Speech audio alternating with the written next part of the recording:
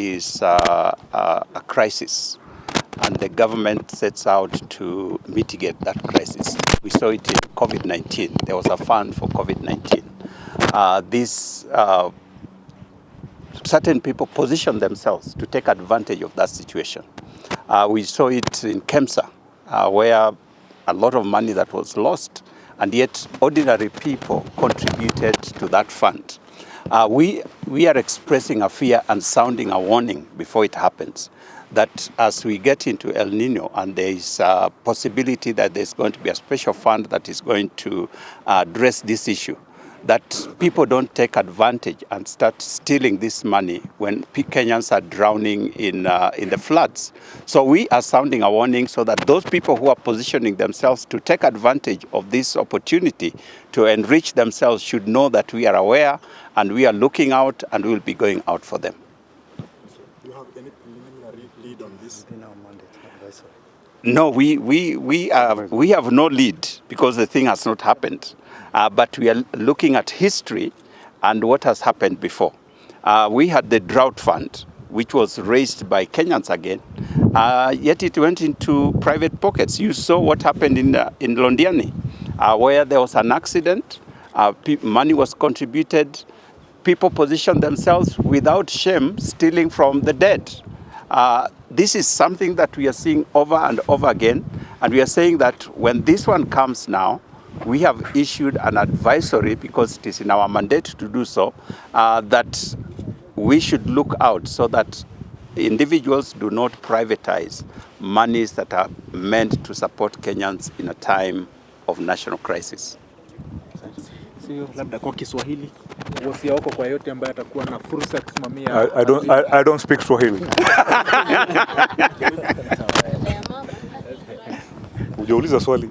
Ndilo hilo nilikuwa nauliza wasia wako kwa yote ambaye. So I can see now I'm becoming an official translator of the bishop. It's okay. No, very good.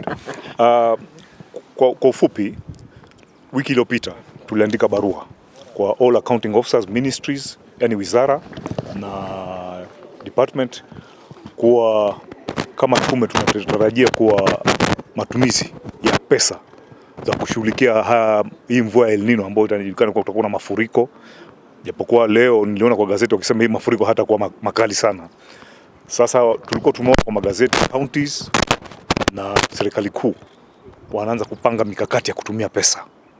Na vile bishop amesema, kuangalia ile matukio ya zamani yaliyotokea, kukiwa na mambo kama haya, kumekuwa na uhalifu ama mpango wa kuiba. Either ile inaitwa kwa kizungu wrong prioritization of programs, yani mipango inapangwa si kulingana na mahitaji ya vile hii hatari itakuwako. Ni mipango inapangwa kulingana na tutakula vipi hizi pesa. Sasa sisi tumewaandika kuambia lazima wakipanga ile mikakati yote wafuate zile taratibu zote za kutafuta zabuni, tenda na kila kitu ifanye kulingana na sheria zile ambazo zimewekwa na serikali upande wa mambo ya procurement na mambo ya fedha. Ndio sasa watu wajipange. Kwa sababu tusipofanya hivyo, kuna watu watasema watu hapa wamelala, wacha tuanze kufanya vituko vyetu. Alafu utakuja kusikia blanketi moja imenunuliwa shilingi 10,000. Simulisikia zamani Bairo penililo begani wakati wa NYS. So hii barua ni onyo kutahadharisha wafanyikazi wa serikali na county kuwa msijaribu kuiba. Tunaelewa kwa kuna mipango kama hiyo. Naam, lakini haijatokea. And there was also a comment that was made regarding the investigations targeting former Kakamega Governor for Paranya. Do you mind sharing details of that you see, that is a common concept. Chemutai ama che ni J CH Chemutai going. So my memory is doing well. Sometimes you cannot relate whatever. What is happening is this. Always in this country, when you investigate a senior politician, the first thing he will do, is to say, I am being victimized by the commission or the security or the enforcement agencies. I keep on asking, even I asked when I was presenting to the committee, that give us one case that we investigated in the previous regime that has collapsed because you are told this case was a political case. none of you can pick, because EACC is a professional body. We are investigating, and the outcome of that case, you people soon you'll see it. Then you'll judge whether this was weaponization or what you call, I don't know, whether politicization, ethnicization, all kind of words. So you will see the end result of that case.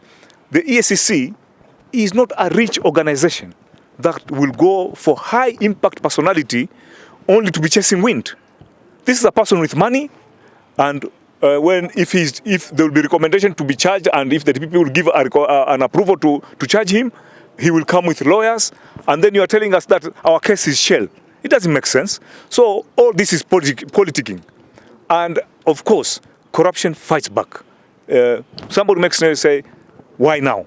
Mbona mimi? But you cannot walk in River Road, ushikwe na bangi na polisi, alafu mwambie polisi, mbona wale wengine wana bangi unanishika mimi peke yangu? It doesn't make sense. You have been caught, fight your case. But to say, oh, I'm being victimized, and we cannot. We have a system in EACC. By the time we decide that this case should be fully investigated, we have seen all indicators that there is a problem with this person. And is Turkana in your radar? Which Turkana? The outrage about... You know, we don't react on outrage. We react on facts. All right. But I know you are a journalist, and for you to make sensational information, you must have those words. Outrage, but the facts were from the national... How sure you are that? From Senate. No, I think that was bringing... Let me say this. When EACC, if EACC were to respond and react to what political leaders say, that's when we will lose our mandate, and that's when we will lose our credibility. We have a very systematic way of dealing with issues, and we follow them in that process. So whether there is an outrage from certain quarters, that alone does not mean that we will then go for that person or for those people. We have to do our own due diligence, and I can tell you that our people are in all the counties doing their investigations, collecting intelligence as to where wrongdoing may be happening. And so if Turkana is found to be indeed with those problems, and the former governor is found to be culpable, we will definitely deal with him, but not because there are certain people who called for that. Otherwise, we'll lose our mandate. We have a system of how we classify